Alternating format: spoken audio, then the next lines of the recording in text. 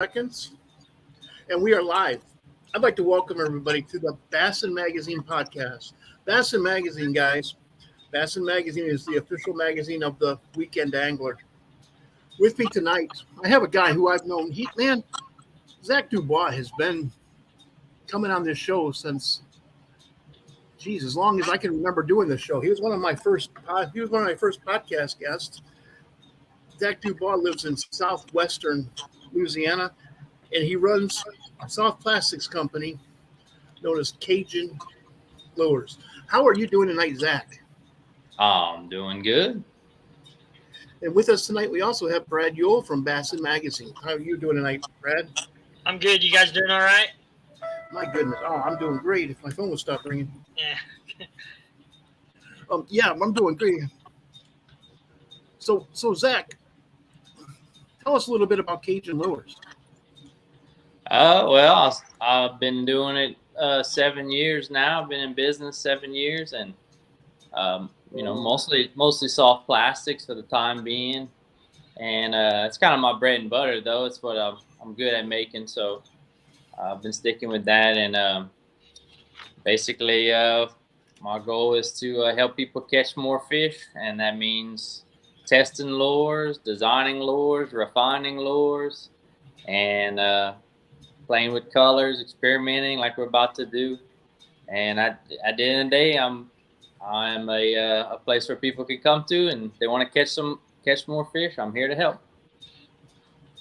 So if a guy wanted to see your inventory, where would he go? You can visit our website at www.cajunlures.com. You can browse everything there that we have. You can view the colors that we have and everything. If you're listening and you're from Louisiana, most of our retailers that we have, the stores that carry our products, are in Louisiana, South and North Louisiana. So you can see on our website as well at different locations that carry our lures as well. So you do have some retailers that sell Cajun lures. Oh yeah, absolutely. We have about 40 different retail locations, I think, right now. And actually on the website, I have a map. So if you want to know which one's close to you, you can look it up right there. Wow, I didn't know that you had about 40 retailers. Mm-hmm. That's awesome. So Zach, the reason I wanted to have you on this show is that you've been doing some experimenting to see what colors look like under the water, haven't you? Yeah, well, I mean, I've always kind of known what colors look like under the water in general. And based on my own fishing experience and also listening to other anglers and their fishing experiences, like what they use in certain water clarities and places and stuff, I kind of have an idea of what works good or what I think works good and what doesn't work good. But recently I've kind of want to, really get a good visual for that myself. And I've also, what gets me into doing all these lures and starting the company is also doing a lot of research on bass themselves and fish and learning what they actually see and trying to get a visual of what they see and then applying that to what I see, so that I guess in a way you want to be able to see what the fish sees, right? Like, yes, the best way to try to catch a fish is to almost be the fish, So I kind of had the idea of doing this little experiment, kind of testing it out, and I made a YouTube video of it recently, just with a few colors, and then later we're going to explore a lot more colors. But it gave me some results that I thought was interesting based on my own fishing experience. So I'm basically going to take the information that I learned from doing this now, and I'm going to start applying it to my fishing more. And so that's really why I want to do this and do more types of experiments and demonstrations like this. So kind of, anglers can maybe learn, what we're getting, and they could take that information and apply it to their fishing. That's that YouTube video that you talked about. That's what prompted me to call you and say, hey, man, why don't you come on our podcast and talk about this? Absolutely. So what do you think about that, Brad? I'm interested in a lot. As we talked about this going to happen, it intrigued my mind, and I I think in the future, how can you watch this and learn so that when you're on the water you can apply it. So I think the listeners and the readers, I think they'll enjoy this. This is going to be pretty cool. Yes. I So was why don't you looking show for us? your video on YouTube. What's your YouTube channel? It's just Cajun Lures. Cajun Lures, okay. Yeah, it should be one of my most recent videos. I like showing, the viewers so that they can see what it is. Here it is. I click that subscribe button. You guys go on there and click that subscribe button when you can see this. Does lure color matter? Is that it? That's correct. Yeah. Okay. Does lure color matter? Part 1. That's the first video. So. Starting an online store. And of course, we got to have an ad. Let So me show you how to quickly open them with Shop. Well, Zach, do you have any Cajun lures you can show us real quick while he's loading that? Yeah. Yeah. Well, the lures that I'm going to demonstrate here, and also the ones that I demonstrate in that video, is the crack and crawl, which is one of our more popular lures. This is a 4-inch crawl lure. And that is that a round lure? It's got a round body on the top side, but on the back side, it's got a flat body. Nice. So, I mean, I've used that before, but I like that. Yeah, well, it makes it a perfect jig trailer for that reason, and also I like it too when you Texas rig and stuff. That flat bottom, even if you have it on the back of a jig, it helps you skip your jig further too. It sure does. Well, Brad, did you want him to demonstrate this? He's got it set up so he can demonstrate it. Oh yeah, let's do that. That's great. I'm sorry, I misunderstood. Go ahead. Okay. Let me turn my lights off here, and I'll get it started. Let me. I don't know if you've got to see here, but so at first, we're gonna do 4 different colors and 4 different colors that most people will fish with, and also 4 colors that are also different from each other that make for great examples. So that's gonna be green pumpkin, and then LA 420, which is black with red flakes on top, and then watermelon with red flakes on the bottom, where green pumpkin is like a darker shade of green with just black flakes, more natural. And then we're going to do some more contrasty colors, which another popular is black and blue. Black body with blue flakes. And then another color will be Junebug, which is purple with green flakes. So we're going to demonstrate those colors. And what I'm going to do here is I'm going to demonstrate what it looks like in crystal clear water and how that light kind of refracts and how it kind of makes the flakes pop out a little more. And then I'm going to show what those colors look like with the light. So basically my light setup here, right, this represents sunlight, okay? This is the sun, right? So the sun makes those flakes really pop out. And then what I'll do after that is I have a board that I'm going to put right here, and that's going to act as the shade, right? So shade, so this is sunlight, but shade, you can still see when you're in the shade outside, right? Shade is just basically diffused light, which means you don't have such hard rays penetrating. So I have a sheet that I'm going to put here, and that's going to basically demonstrate what the shade would be. And then we're going to show what each color looks like in the sunlight in clear water, and in the shade in clear water, and then in the sunlight in dirty water, and then in the shade in clear water, right? Because you have to think about it when you're fishing. Most of the time bass are going to be in those shady areas. It might be sunny, but let's say you're flipping bushes or trees, they're going to be in the shady areas, right? That's their ambush points. So you got to keep that in mind. That's why I want to demonstrate the shade. The fish won't always be in sunlight, right? And then what I have for the two waters is clear. And then actually I put some flour in to make the dirty water, because the flour basically acts like dirt sediment that is stirred up in the water, and that also acts as another diffuser of light, right? So that's what that flour is going to be. It's basically going to just be like, imagine as if it's dirt, okay?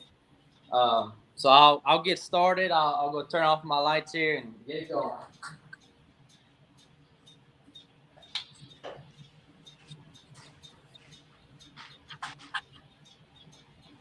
So I guess the first color, let me see if I can set up my camera here.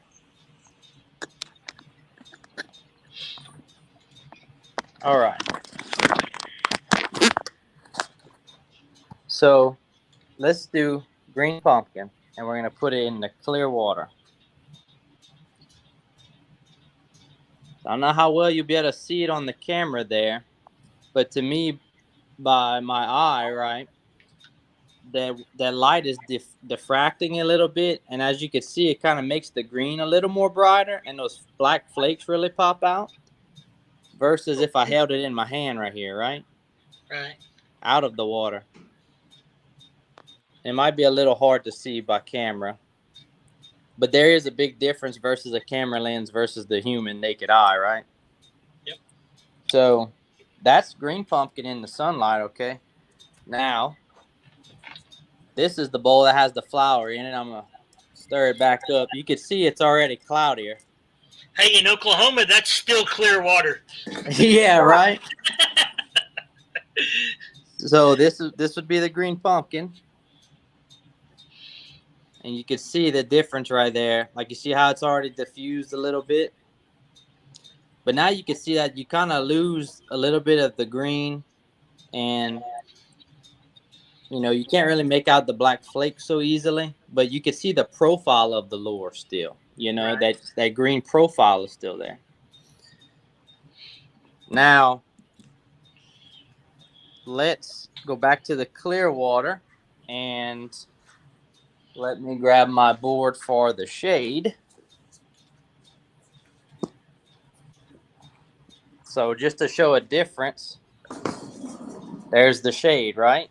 I just diffuse that light. Now, it might be hard to see, like again on camera, but you might be able to see a little better. Look how the green actually looks a little more vibrant. It looks a little more vibrant actually with the shade, which it was very interesting to me, especially with green pumpkin. But again, this is crystal clear water. But that's just as an example. Now, let's put it in the murkier water. So now in the shade, now that green actually looks a little more vibrant, and the profile kind of pops out a little more. So it's very interesting. So like that diffused sunlight basically in the shade kind of brings out the color a little bit, a little more vibrancy in those colors, especially a color like green pumpkin. See, I mean, look how dark it looks right here, or kind of has a darker tone to our eye. But then I put it in there, a little more vibrant green.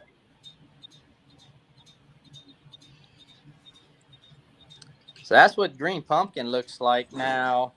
So when you're pouring this, do you say, okay, that's green pumpkin, that's everybody's green pumpkin, based on muddy water in the shade? I want to make my green a little bit lighter.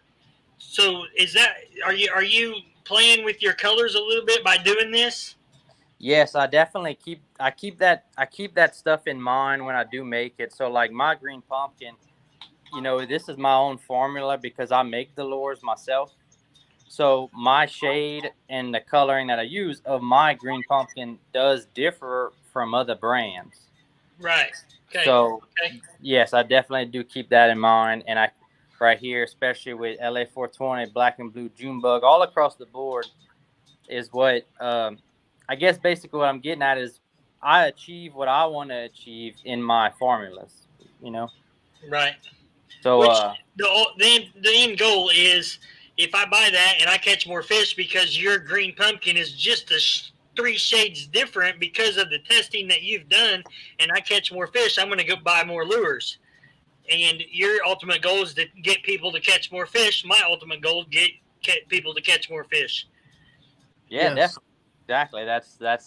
That's basically why we do this. Now, I mean, my green pumpkin might not work as well as certain as parts of the country versus another company's green pumpkin. That's also another side to it. But it, that's where that color matters. You know what I mean?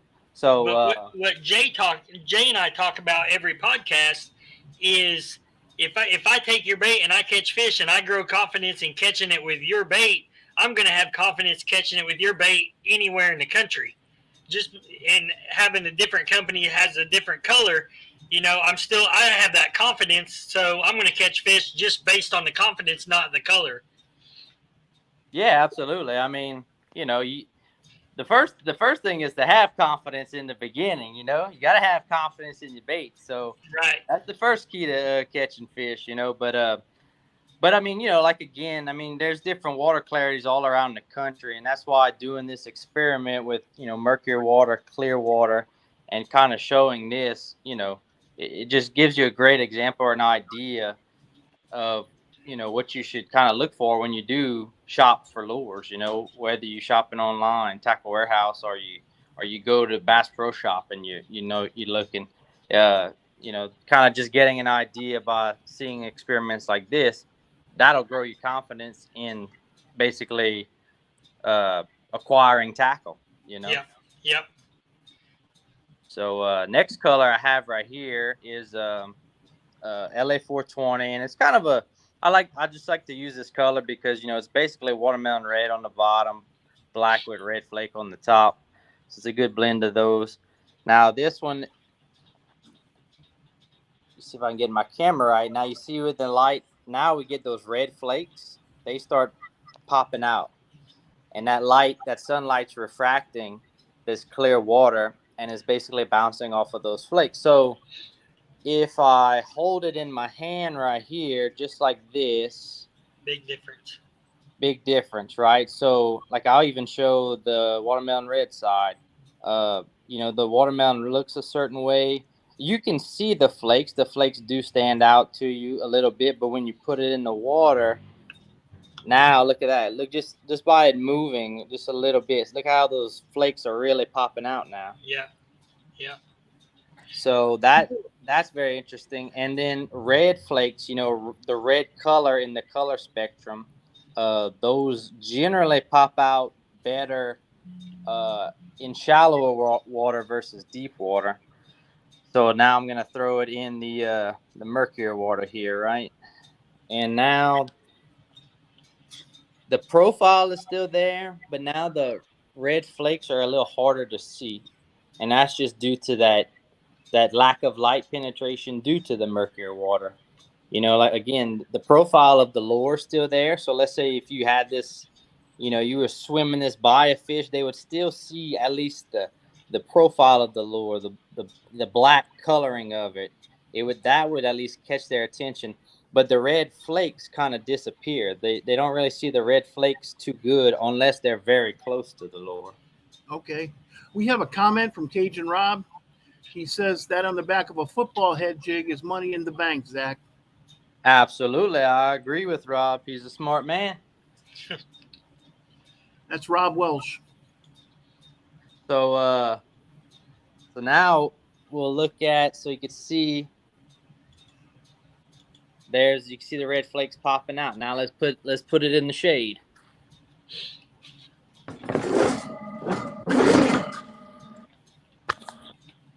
And I don't know if you guys can see it, but what's interesting to me is that the red flakes not as bright, but the color of the bait becomes more vibrant. So now that's what I see.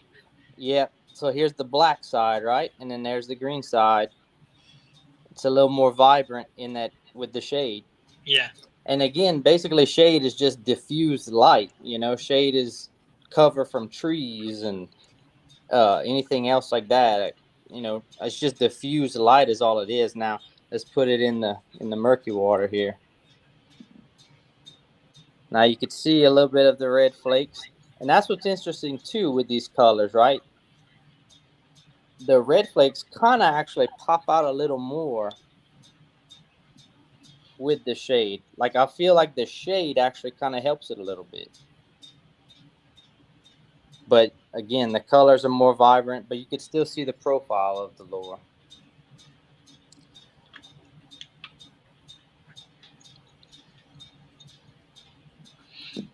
And that's LA 420. Now we're going to do black and blue. Now I really like experimenting with black and blue because in general, sometimes if it's sunny or cloudy, like it's pretty much like one of my go-to colors. It's definitely one of my go-to colors if there's a little cloud coverage, right? And I think a lot of other anglers kind of have the same idea.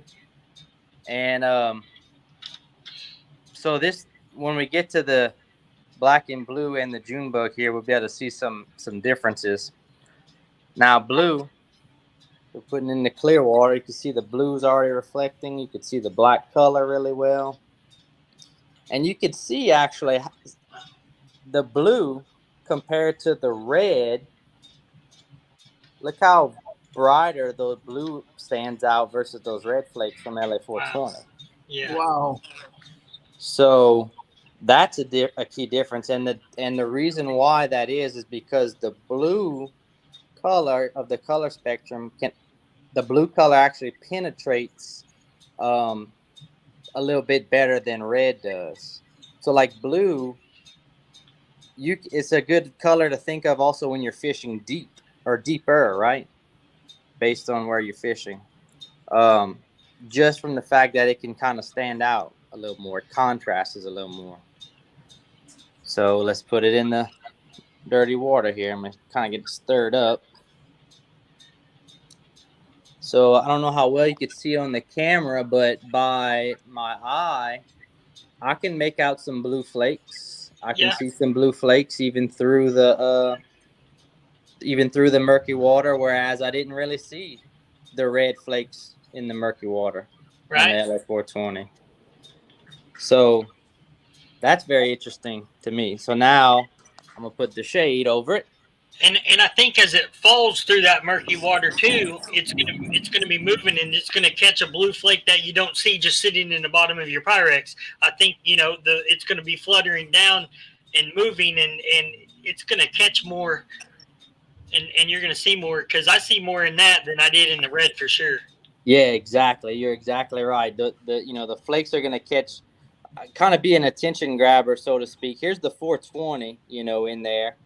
If you want to compare black and blue to 420, you don't see the red flakes, but I do see the blue.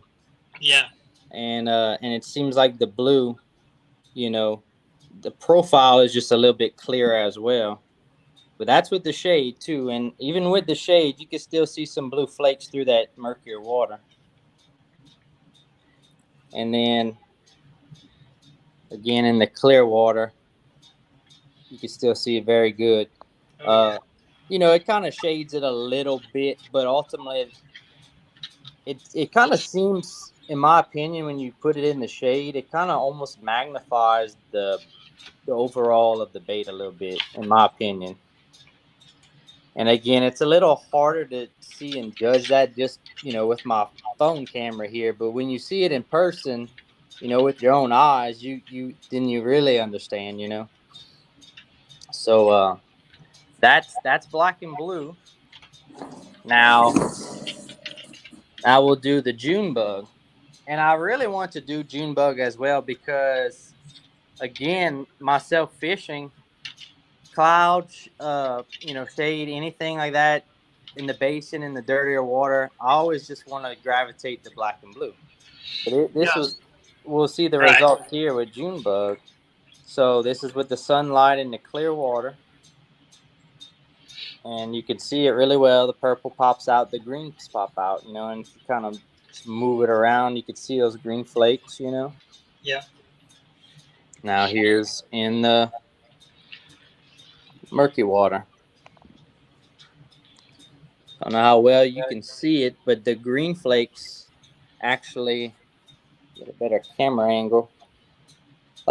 By the naked eye, the green flakes actually pop out in that dirtier water more than the blue flakes did.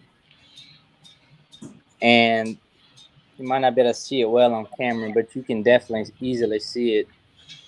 You know, by me looking at it on top right, I can definitely see the blue flakes. I mean, the green flakes. But you do lose the purpleness in it, right? So here would be black and blue. You know, you could definitely make out the black profile of the crawl, Yeah. but you kind of lose the purpleness because it's, you know, it's not as dark as black. Right. But you can see the green flakes actually pop out a little more. Now, let me put it in the shade. So I want green flakes and a watermelon bait. Pretty much. That's the results that I got, was that, you know, blue flakes. So I don't know if you could, again, it's probably hard to see it, but I see it really well with my eye. And those green flakes really kind of, they pop out. The green flakes pop out more than the body of the crawl does. But again, like you said, when it's moving through the water, that's kind of like the attention grabber, right? Right. So the results that we got from doing this, and I'll just show it in the clear water, was basically, you know, this is in the shade. Look how the green in clear water now, you could really see it good. It's like the green flakes kind of really pop out. And then that purple really becomes more vibrant. But I'll kind of show a little side-by-side comparison with black and blue. So the key difference between black and blue and Junebug is that, at least with black and blue, I can't see the flakes as much versus Junebug, but I see more of a profile because of the black over the purple. Oh, yeah. The legs and the antenna are more distinctive. Yeah, and you could tell.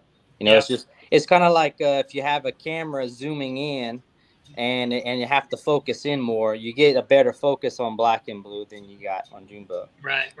So that's some kind of differences. So I guess what I'm getting at here is that I've always gravitated towards black and blue, but never really knew why it did or didn't work. But how many times do you maybe use black and blue and then switch to Junebug and you get bit, and vice versa? Both, yeah. Yeah, for sure. So another thing, so that's pretty much the experiment there. You know, let me switch my camera back over. How many do you custom pour, or do you have a stock inventory of a certain number that you sell? Yeah, right now we just do a stock inventory. I started out doing custom pours, which is how I kind of, started out with everything, but of course making everything myself, I'm so busy that all I can kind of keep up with right now is just kind of our standard production color, Yeah. But another thing I wanted to add too, which was part of the other research that I did, was so kind of going through those colors like that, right? What's interesting is bass, they actually see red and green. They can distinct red and green very easily. So here's what I'm trying to explain. So as humans, right, what we see is like for like an LED TV. Everybody's got LED TV in their living room, or anything LED, or LED lights, right? When you see a white light on an LED, that's what we see as a white light. But what actually makes up that white light is small lights of red, green, and blue. Right? So that's what we see as humans. We can see red, green, and blue. Bass in that spectrum only see red and green. They can't see a blue. So here's another interesting thing. Like I mentioned about the black and the purple shade, are colors of the black and blue and purple, right? So the green pumpkins and blacks with red flakes, bass can they can distinct those colors. They can see those colors well and distinct those colors.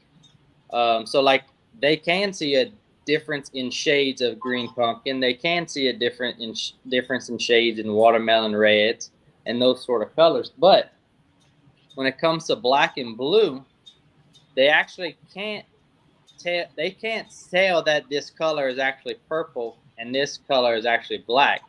All that it looks to them is that the black is just a darker shade of black than the purple actually is, right? Right. Does that make sense? Yep. So a bass can't tell that this is purple. It just looks a little less black than black and blue does, right? But he'll be able to see the green flakes in that June bug, whereas the blue flakes in the black and blue don't really look as blue as it looks to us. Right.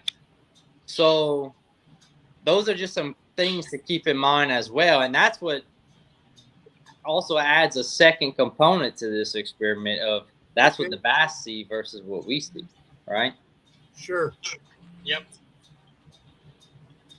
And it's interesting because I was making my opening night color the other day, and I did have a batch that wasn't exactly like how I normally make it, and it wasn't a whole lot that got messed up, but just, you know, when I make the plastic, sometimes it burns a little bit or it changes color on me because of this and this. Well, anyway, just the shade of it was just a little bit on the, I don't know, just a hair bit on the darker side than I normally make it. And I was like, man, I got to restart over. But then I started thinking, well, does it really matter? Because the fish won't tell anyway. Right. You know?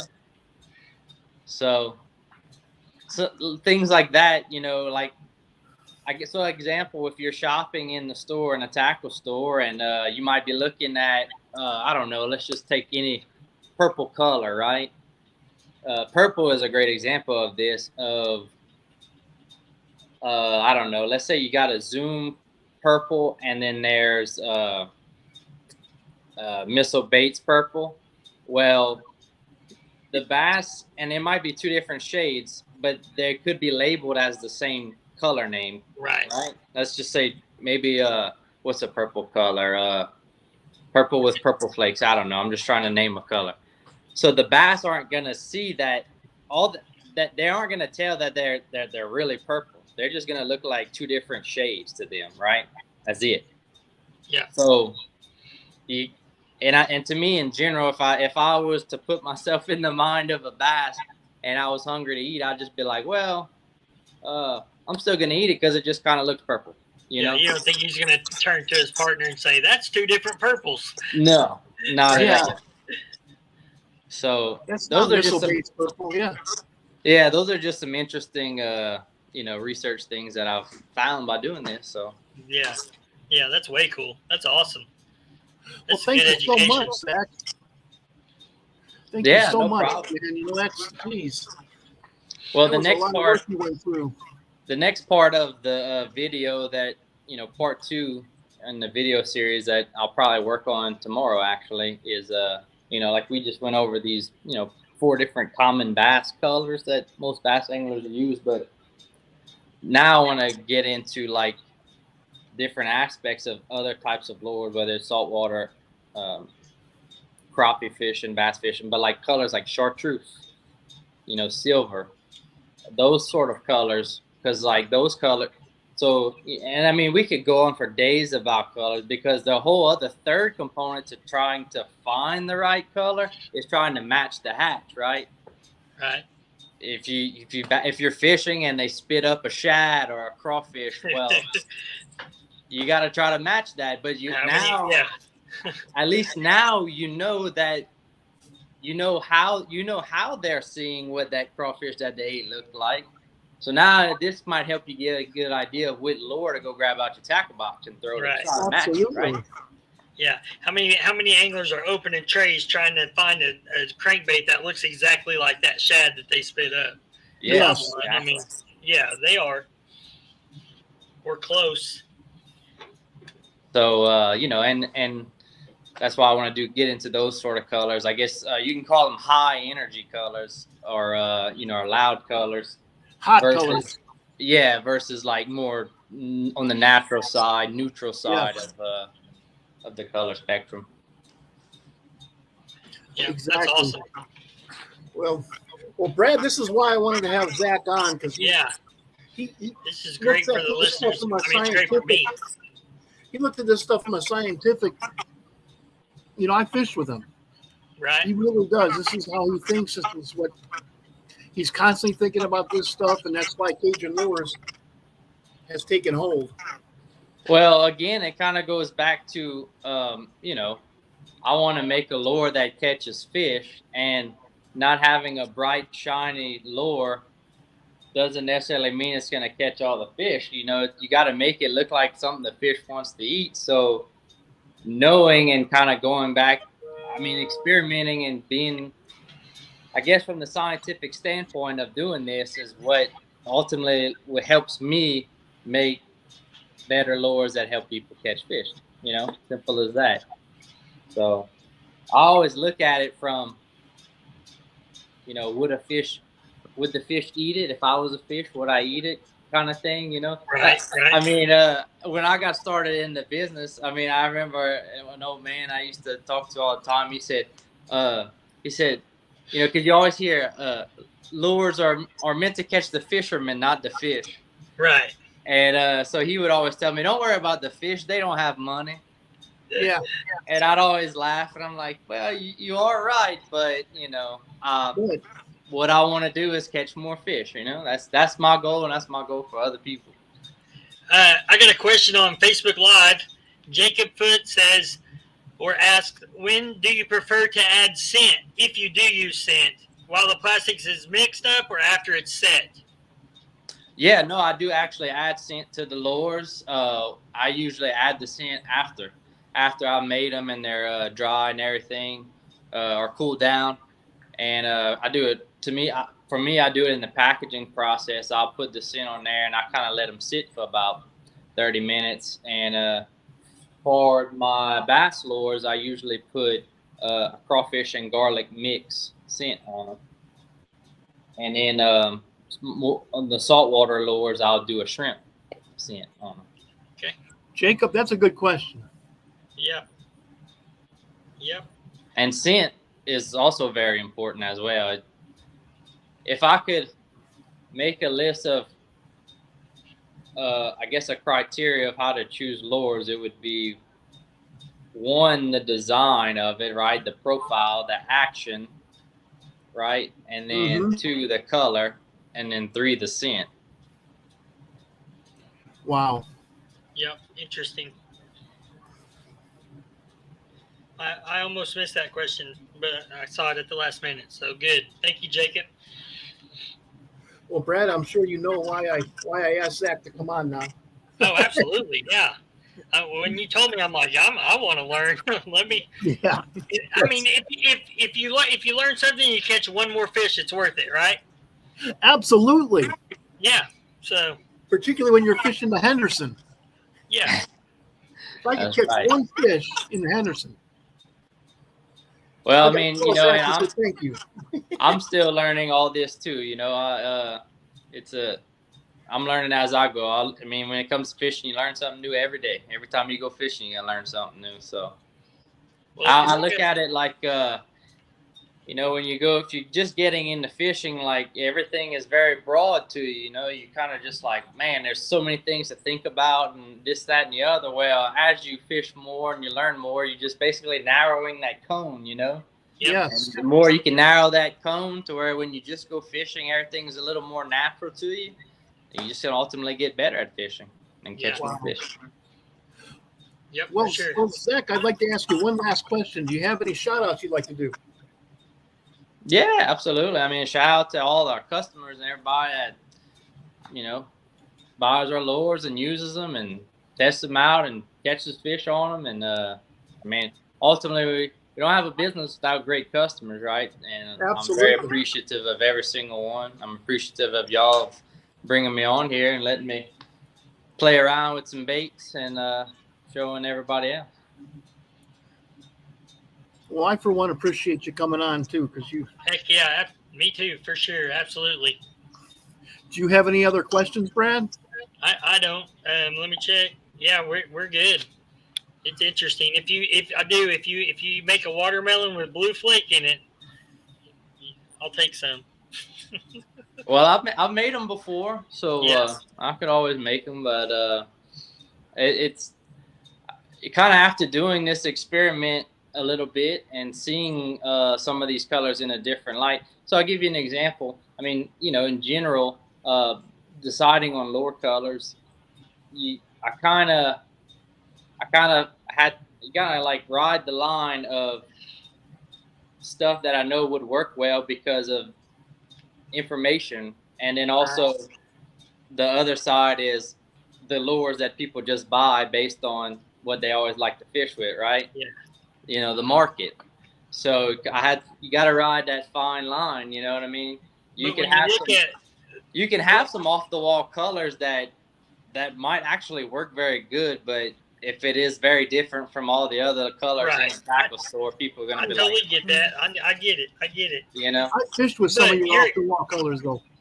Yeah, and your experiment shows, hey, blue flake stands out in the murkier water more than anything, and then the watermelon body stands out best in shade or light or murky water. To me, it did. I mean, but yeah, I get what you're saying for sure. Yeah, so here in the South, particularly southern Louisiana, where water is more than murky. Yeah. Yeah, absolutely. And what's interesting about just doing this experiment, I mean, if you take the basin alone, I mean, it's very vast, but let's just say you just go explore the basin one day. Most of the water you probably will find will be somewhat dirty, but there's also parts of the basin that are also crystal clear due to runoff or just back ends or whatever. So you will encounter clearer water and dirty water in the same day. Yeah, so you can, and also you can encounter clear and murky water within a mile of each other. It's just a strange place. It's a strange place. I love it because it's a challenge to me.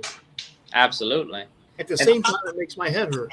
And another thing to think about too is when it comes to like clear water and murky water, like if you're in a lake, like Toledo Bend is a good example to me.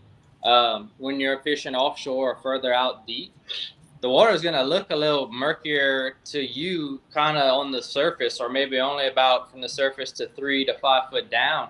But when you get further down there where there's less turbulence from like boats and everything else, the water is actually clearer further below than you would think. Yeah. So stratification, man, that's wow. Because like if I was in Toledo Bend, normally the water has that greenish kind of tint to it, and on the surface, so green pumpkin's just a good color. It works out there. But if I took green pumpkin and I based my opinion of using it of just what it looked like only 2 foot down in the water, I probably wouldn't want to throw it. But being that I know that the water is actually clearer down there to where the fish can see it better all the way at the bottom, then it is a good color out there. So wow. A lot of things like that to keep in mind. There's so much when you're talking about this. Yeah. Well, that's why I wanted you to come on and talk about this, Zach, because this is something that I didn't understand. Well, fishing is a puzzle, and it's all about solving that puzzle faster than other people. Right. The only thing I know is what I've caught fish on, and like Brad was explaining to you, that's called confidence. And like under the water is going to increase confidence. Yeah, and I like looking at like I could go fishing 5 times and maybe catch fish on black and blue 4 times out of 5, but on the 5th time I caught on June bug. Well, most anglers might just say, well, black and blue just seems to work better in June bug, but there were so many different conditions and variations that might have been involved in that. But I personally like to know, well, why? What was the reason that black and blue worked on these days versus June bug? So I always look at it from a scientific kind of standpoint versus just, I caught on black and blue more, so now that's my confidence color, Right. Man, that's awesome. Well, thank you very much, Zach. I'd like to thank you. Thank you for coming on the show. I know that you're a busy man. You know, Brad, Zach has his first daughter that just turned a year old. Oh, congrats. Happy birthday. Yeah. Oh, thank you. It's amazing. Having a baby sure makes you realize how much you love your mom. Oh yeah, absolutely. Well, my mom's babysitting right now while I'm doing this. So Yeah, awesome. Hey, thanks for coming on. I'll let you get to her. That's awesome. Thank you so much. Oh, look at I that. still have the birthday party decorations and hanging up in the shop. That's awesome. That's cool. Well, say happy birthday to Ella from us. I definitely will. Yeah. And also, Zach, thank you so much. Jay, thank you. And I'd like to thank everybody for tuning in to the Bassin Magazine podcast. Guys, the Bassin Magazine is the official magazine of the Weekend Angler. And guys, go out there and have fun this weekend, because remember, you only get to do this once. And thank you once again, Zach, from the Bassin Magazine podcast. Yeah. And Thank Zach, you. stick around. I'm going to end the podcast now.